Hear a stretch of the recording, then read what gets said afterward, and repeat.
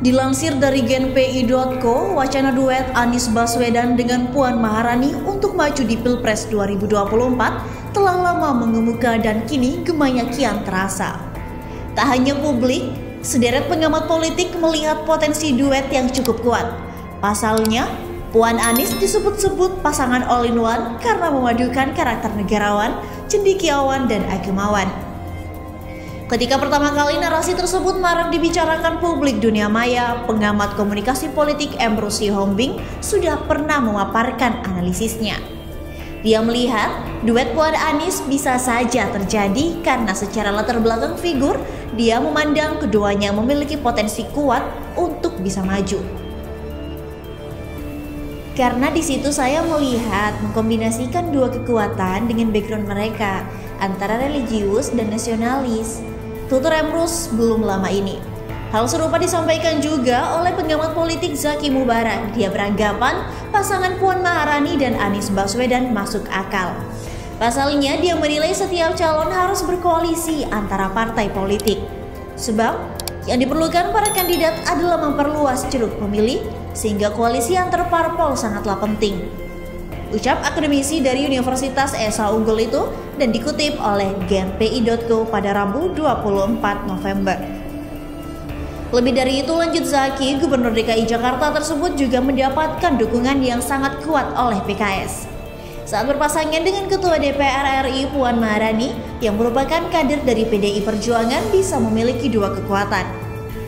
Yang satu pemilih Islam dan satunya nasionalis, ujarnya. Meski demikian, dia mengakui bahwa yang menjadi tugas berat adalah mempersatukan kedua partai, yakni PKS dan PDI Perjuangan yang disebut Zaki sebagai tikus dengan kucing. Dilansir dari republika.co.id, Pilpres 2024 masih sekitar 3 tahun lagi, tetapi geliatnya sudah mulai terasa sejak saat ini. Salah satu yang diprediksi akan maju dalam kontestasi Pilpres adalah Puan Maharani. Meski elektabilitas Puan saat ini masih terbilang kecil, Ketua DPR itu punya peluang besar untuk dicalonkan. Sebagai putri Ketua Umum PDIP Megawati Soekarno Putri, Puan, kata pengamat politik Haris Hijrah Wijaksana, pasti akan dicalonkan PDIP demi mempertahankan nama besar dan Trah Soekarno. Kami menilai Pilpres 2024 itu dipertahankan dari keluarga keturunan Soekarno setelah Joko Widodo itu, kata Haris di Lebak, Banten pada Senin 7 Juni. Acara pengerahan kader PDI Perjuangan di Jawa Tengah atau Jateng yang dipimpin Puan belum lama ini menurut Haris menjadi petunjuk. Apalagi dalam acara itu Puan sengaja tidak mengundang Gubernur Jawa Tengah Ganjar Pranowo, kader PDIP yang saat ini memiliki elektabilitas tertinggi di antara elit partai kepala banteng moncong putih. Kehadiran Puan Maharani di Jateng saat itu adalah untuk konsolidasi penguatan solidaritas partai menuju 2024. Dan sosok Ganjar oleh elit-elit PDIP lain kemudian diserang dengan dicitrakan sebagai kader yang berambisi nyapres meski belum ada mandat dari Megawati. Kami yakin Puan Maharani itu dipastikan maju dalam Pilpres 2024 dan PDIP tidak memilih Ganjar Pranowo, kata Haris menegaskan. Bahkan Haris memprediksi bisa saja Puan dipasangkan oleh PDIP bersama Gubernur DKI Jakarta Anies Baswedan. Pasangan Puan Anies akan menjadi kombinasi pasangan nasionalis religius dan bisa menghadirkan efek kejutan dalam konteks Pilpres. Saya kira bisa saja nanti Puan digandengkan dengan Anies Baswedan untuk menggabungkan antara nasionalis dan religius, katanya menjelaskan. Sebelumnya, politisi senior PDIP Effendi Simbolon lebih dulu mewacanakan pasangan Puan Anies untuk Pilpres 2024. Namun dia mengakui, upaya menduetkan Puan dan Anies akan menjadi tantangan tersendiri. Effendi menegaskan, ide memasangkan Puan Anies bukanlah sekadar wacana asal-asalan. Menurutnya, ide itu didasari pertimbangan matang dua kutub yang kini berseberangan. Kalau dipasangkan Mbak Puan dengan Mas Anies, yaitu bukan asbun, yakni asal bunyi. Itu sesuatu yang kita telah dari perjalanan adanya satu kelompok besar, yaitu kelompok nasionalis. Kita tidak bisa kesampingkan ada kelompok nasionalis, tapi sekaligus ada kelompok besar, kelompok religius yang selama ini di dalam satu periode terakhir ini berhadap-hadapan, kata Effendi dalam sebuah diskusi pada Sabtu 5 Juni. Effendi menilai wacana duet Prabowo-Puan hanyalah ide yang telah lama beredar.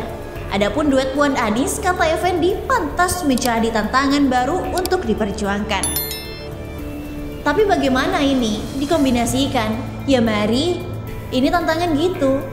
Karena saya lihat adanya pemikiran antara Pak Prabowo dan Mbak Puan, saya kira itu berita lama. Sinjung Effendi mengaku siap memperjuangkan duet Puan-Anies bila sudah mendapat sinyal persetujuan dari Puan Maharani. Sepanjang Mbak Puan memang mau, ini kan masalahnya saya nggak tahu Mbak Puan mau apa enggak. Kalau yang nggak mau ya sudah jangan lakukan, nggak apa-apa. Tetapi kalau mau, walaupun belum ada keputusan dari Ibu Megawati, ya kita jalan dulu menyapa untuk test the water, ucap Effendi. Effendi menegaskan tak ada yang mustahil dalam dunia politik, termasuk duet Puan-Anies. Ia menilai pernyatuan keduanya sebagai usaha merekatkan anak bangsa. Kita justru harus mempertemukan antara mereka-mereka yang ada di kolam religius dan kolam nasionalis untuk menyatukan demi kepentingan bangsa Indonesia, kata Effendi.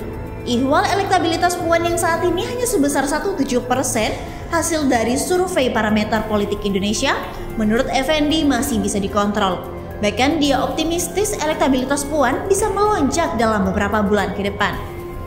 Ini realitas juga karena Mbak Puan belum keluar maksimal. Sah juga karena belum diputuskan ketum untuk maju, kata Effendi. Effendi menyebut Puan masih punya waktu meningkatkan elektabilitas menjelang Pilpres 2024. Ia mengusulkan Puan berkeliling Indonesia agar makin dikenal rakyat. Gak ada salahnya kok Mbak Puan masih punya waktu menyapa, tertawa dan menangis bersama rakyat. Bisa saja dalam 2 hingga 3 bulan lagi ke depan bisa jadi 2 digit, enggak cuma 0, lagi elektabilitasnya, ujar anggota DPR RI itu.